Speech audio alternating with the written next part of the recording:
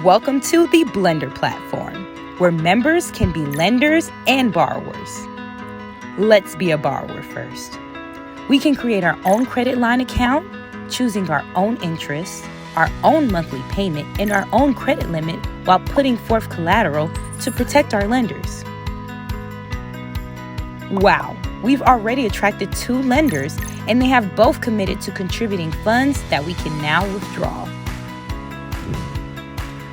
Let's withdraw what we've received from our lenders and use it for what we need.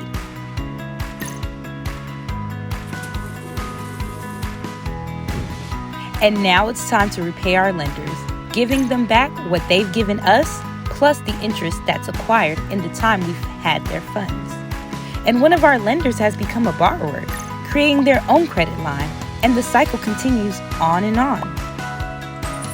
We can put money into our Blender wallets using our bank accounts, and we can take money from our Blender wallets and deposit it into our debit cards to spend in stores and online, all through the application.